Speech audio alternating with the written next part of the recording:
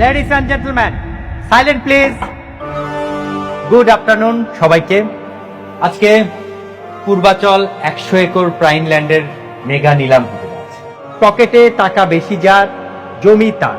So সবাই take the challenge, যার সরকারি বেস প্রাইস হচ্ছে 200 কোটি টাকা। এখন আমি নিলাম শুরু করছি। 200 কোটি 1, 200 কোটি 2, 230 কোটি। অনিক সাহেব 230 কোটি। দারুণ শুরু করলেন অনিক সাহেব।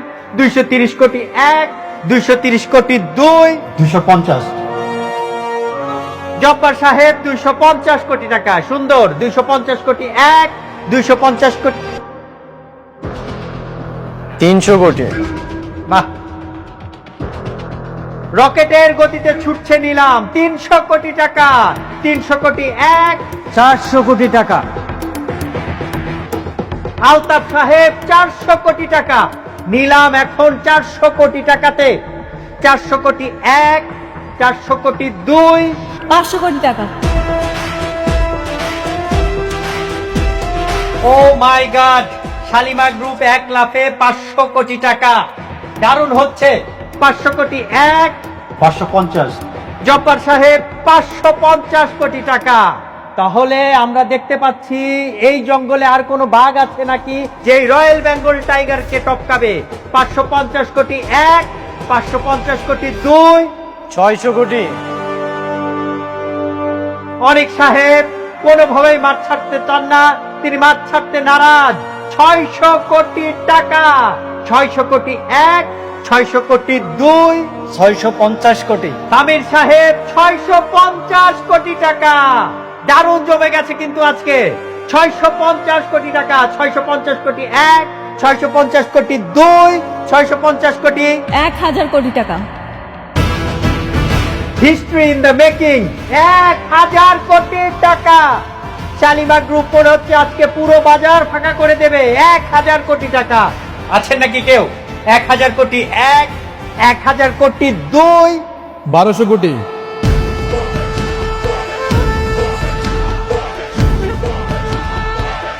আরে এই ফকিরের বাচ্চা এখানে কি করে? এত টাকা কোথা থেকে আসলো? মিস্টার সাব্বির রহমান 1200 কোটি টাকা। বড় বড় রাঘব বোয়ালদের পেছনে ফেলে তিনি ডাক হাঁকালেন 1200 কোটি টাকা। Huge congratulation mister Sabbir Rahman.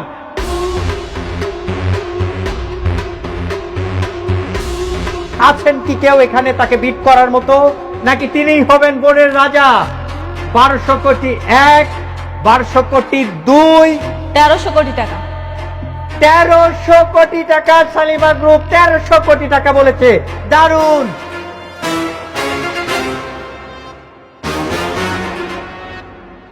তেরোশো কোটি 1, 1300 কোটি 2, 1500 কোটি।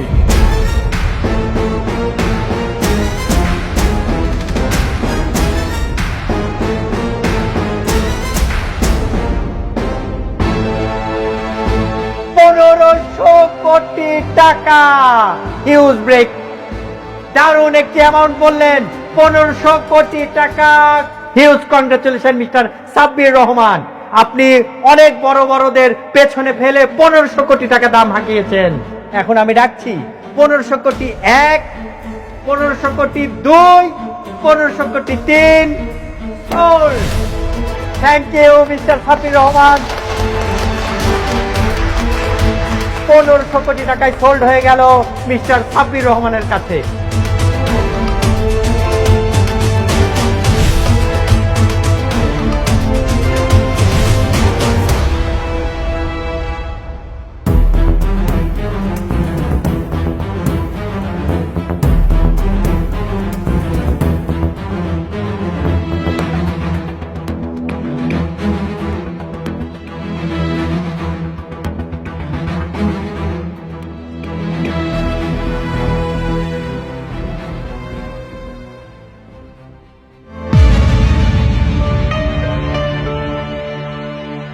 কি মিস্টার অনিক, চেহারা এমন চোনা হয়ে গেল কেন? মাত্র 1500 কোটি টাকার দাম শুনে আমার পড়িয়ে গেল। আমি তো আরো ভাবছি পুরো ঢাকা শহরের সবকিছু কিনে দেবে শালিমা বিল্ডার্স। কিন্তু এখন তো দেখছি আপনার একটা মাটির প্লট কেনারও সাধ্য নাই।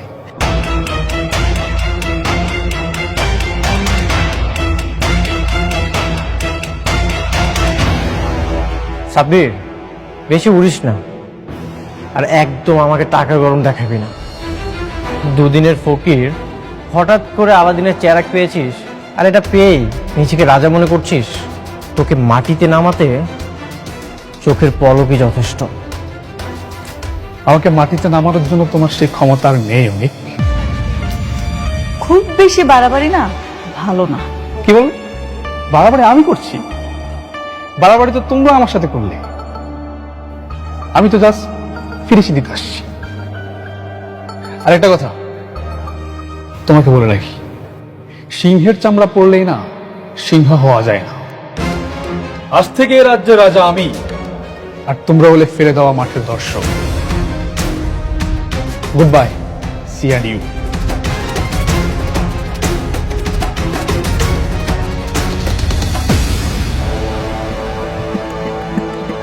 অনেক বড় দান মারলি তো সাব্বির, কিন্তু ভুলে গেছিস অনেক হেরে গেলেও খেলা কিন্তু শেষ হয় না। তুই যে 1500 কোটি টাকা এই মাটিতে ঢাললি, ওই টাকা তোকে সুদে আসলে রক্ত দিয়ে শোধ করতে হবে। আজ থেকে তোর কাউন্টডাউন শুরু হলো।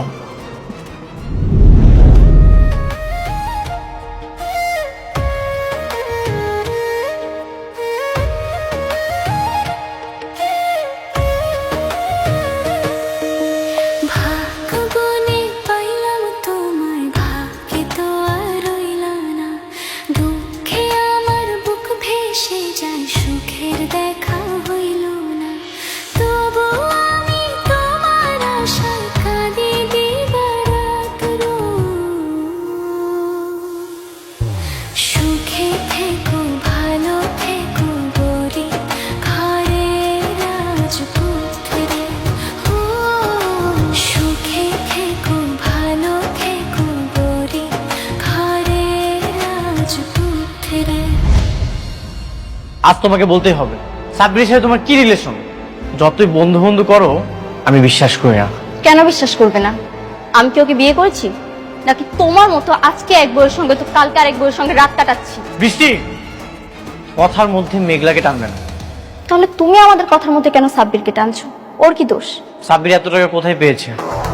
1500 কোটি টাকা দিয়ে কিভাবে প্রজেক্ট কিনে নিল সেটা সাব্বির জানে, আমি কিভাবে বলবো? সেটা সাব্বির জানে, তুমি কিছুই জানো না।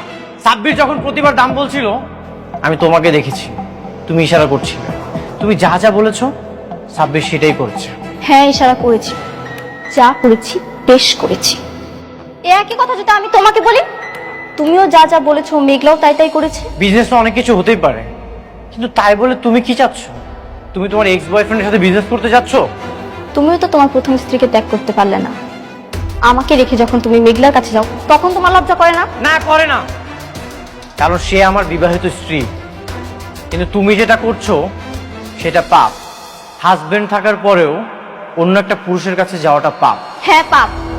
তুমি তো টাকা ছাড়া কিছুই বুঝো না। তোমার তো টাকা দরকার। আমি তোমাকে ভালোবেসে বিয়ে করছি, কিন্তু তুমি আমাকে বিয়ে করেছো টাকার জন্য। তাহলে আমিও টাকা ইনকাম করব, আমিও মেঘলা থেকে দ্বিগুণ টাকা ইনকাম করে তোমাকে দেব। তবুও তুমি শুধু আমার থাকবে, আর কারো না। কি বললে তুমি? শুধু টাকার জন্য আমি তোমাকে বিয়ে করেছিলাম? তোমাকে বিয়ের জন্য কি আমি ফোর্স করেছিলাম, নাকি আমি তোমাকে বিয়ের প্রপোজাল দিয়েছিলাম? কোনটা? তোমরা আমাকে বিয়ের প্রপোজাল দিয়েছিলে। তুমি কি বলেছিলে বিয়ের আগে?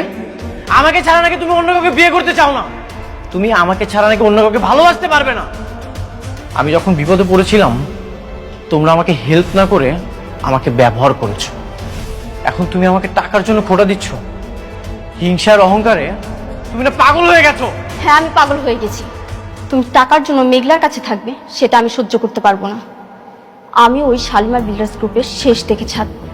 ওর এমন অবস্থা করব যেন তোমার টাকার জন্য ওর কাছে আর ছুটে যেতে না হয়। ওই বস্তির মেয়েকে আমি বস্তিতেই দাঁড় করিয়ে ছাড়ব। এতই যখন আমাকে ভালোবাসো, তাহলে ওই সাব্বিরের সাথে তোমার কি? সাব্বির না তোমার থেকে 1000 গুণ ভালো। ও আমাকে একতরফা ভালোবেসে এখনো আমার বাড়িতে চাকরের মতো পড়ে আছে। আর তুমি কি করেছো? তুমি কি বোঝাতে চাচ্ছ? আমি এই বাসাতে চাকরের মতো থাকি? তুমি যখন বলবো আমি বসবো, আর যখন বলবো আমি দাঁড়াবো। হ্যাঁ, তোমাকে তাই থাকতে হবে। এটা কখনোই সম্ভব না। একটা সম্পর্কে যদি সম্মান না থাকে সেটা কখনোই টিকে রাখা যায় না। তুমি এতদিন আসল রূপটা আড়ালে রেখে যে ভালোবাসার অভিনয়টা করেছো, সেটার জন্য তোমাকে অনেক ধন্যবাদ। অনেক সুন্দর অভিনয় তুমি করেছো। তুমি না সাইকো হয়ে গেছো, অসুস্থ রোগীর মতো হয়ে গেছো তুমি। হ্যাঁ, আমি সাইকো হয়ে গেছি। আমার সাথে থাকতে হলে আর এই বাড়িতে থাকতে হলে তোমাকে আমার কথা শুনেই থাকতে হবে। একটা কথা মনে রেখো, মুখে ভালোবাসি বললে ভালোবাসাটা হয়ে যায় না। ভালোবাসাটার জন্য দরকার হয় একে অপরের প্রতি নিঃস্বার্থ সম্মান, বিশ্বাস, আর যে কোনো পরিস্থিতিতে আঁকড়ে ধরে রাখতে হয়, যেগুলোর একটাও তোমার মধ্যে নেই। থাকো তুমি তো আর অহংকার নেই।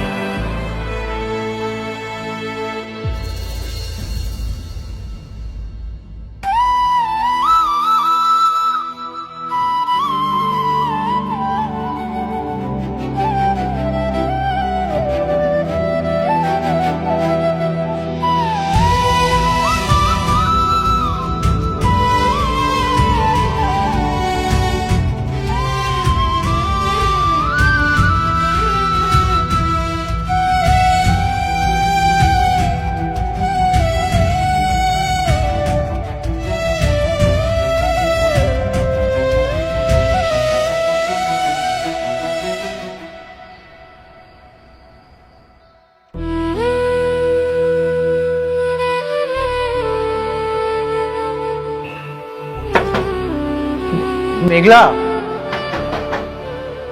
মেঘলা,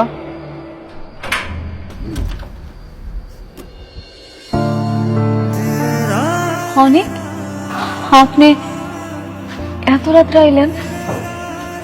কোনো ঝামেলা হয়েছে নাকি? আপনার চেহারা আমার মলিন দেখাইতেছে কেন? আজকে রাতটা এখানে থাকার জায়গা হবে। আগামীকাল চলে যাব আমি, থাকার একটা ব্যবস্থা করে নিব। বৃষ্টির লোকে ঝামেলা করে আইছেন নাকি?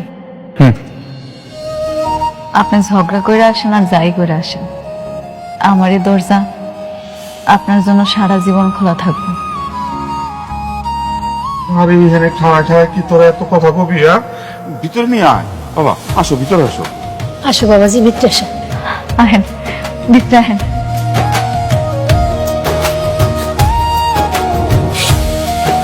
বসেন না, বসেন।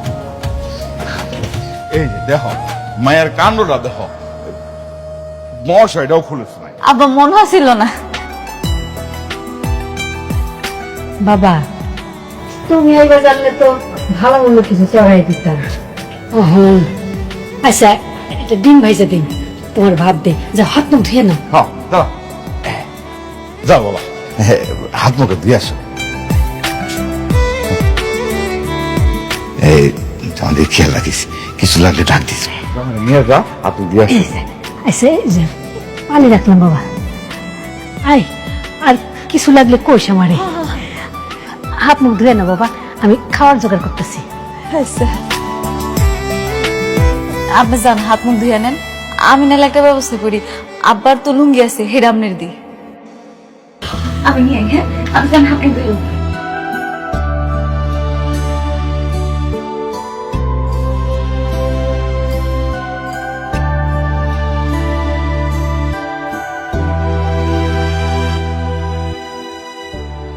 আপনি এখনো হাত মুখ ধন নাই? আসলাম, কল করে চলেন। আসেন আসেন আসেন, কইতেছি।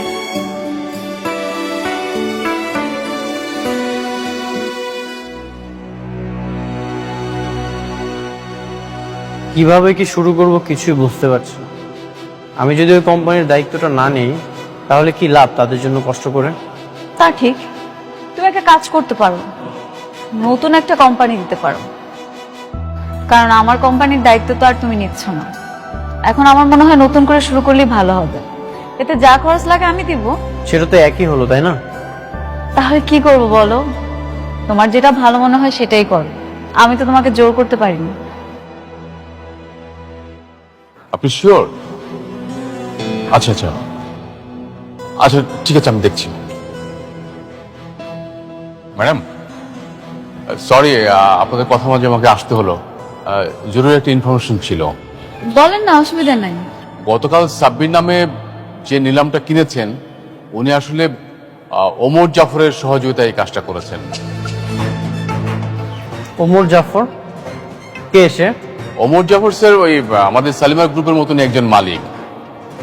আমাদের চেয়ারম্যান স্যারের বলতে গেলে শত্রু ছিলেন এক সময়।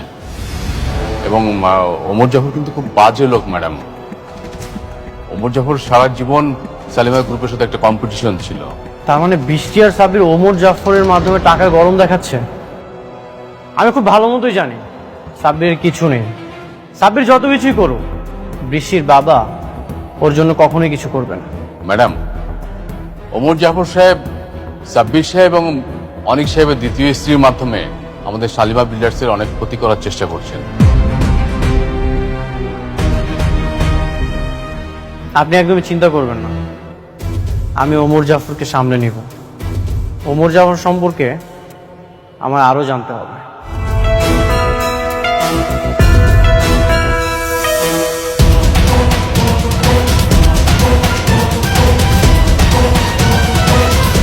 ওমর জাফর, আমি চাওয়া আমার একটাই, শালিমার গ্রুপের ধ্বংস। আমি চাই শাকের চৌধুরীর সাম্রাজ্য রাস্তার ধুলার সাথে মিশে যাক। আপনার আর আমার চিন্তা একদম এক। আমিও চাই শালিমা বিল্ডার্স গ্রুপ ধ্বংস হোক। ওদের ধ্বংস হলে আমি আমার স্বামীকে ফিরে পাবো। Good, very good. আর তাই সবকিছু জেনে শুনে আমি তোমাদের মাধ্যমে কাজটা করাচ্ছি, বাট নোটেছেন, টাকা যত লাগে আমি দেব। ওদেরকে রাস্তার ফকির বানাতে হবে। আই হোপ তোমরা পারবে সেটা। পারবো স্যার। বৃষ্টি যেটা চাইবে আমি সেটা মন প্রাণ দিয়ে করার চেষ্টা করব। ওকে, তাহলে নতুন প্ল্যান সাজিয়ে আমি অ্যাজ আর্লি অ্যাজ পসিবল তোমাদেরকে জানাবো। সি ইউ সুন।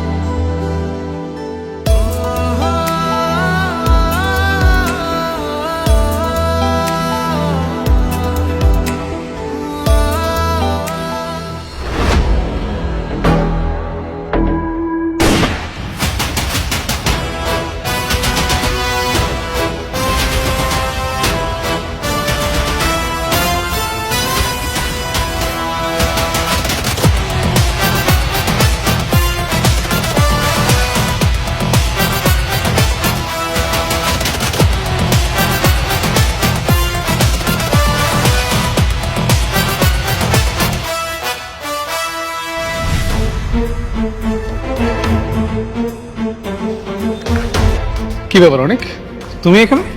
কিছু হয়েছে নাকি? তুই কেন গুলি করেছিস? কার হুকুমে তুই গুলি চালিয়েছিস? আশ্চর্য, আমি কখন কাকে গুলি করলাম?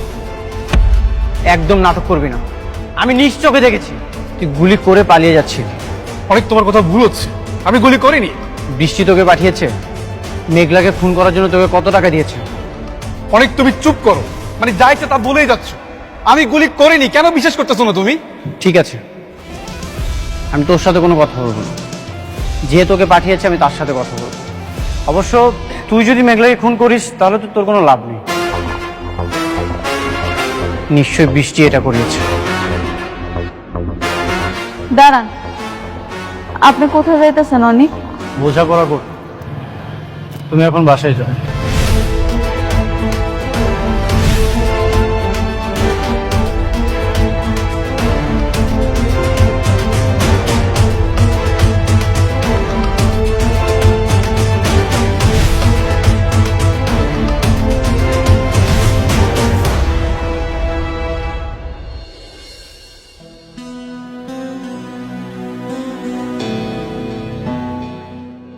বৃষ্টি, এদিকে আসো, তোমার সাথে আমার বোঝাপড়া আছে। কি বলছো তোরা? তুমি মেঘলাকে কেন খুন করতে পাঠিয়েছো? মেঘলা তোমার কি ক্ষতি করেছে? ক্ষতি হিসাব করতে গেলে হিসেবে তো কোনো শেষ নেই, কিন্তু আমি ওকে কেন খুন করতে চাইবো? আমি কাউকে পাঠাইনি। একদম মিথ্যা কথা বলবে না। আমি নিজ চোখে সাব্বিরকে দেখেছি, হাতে নাতে ধরেছি।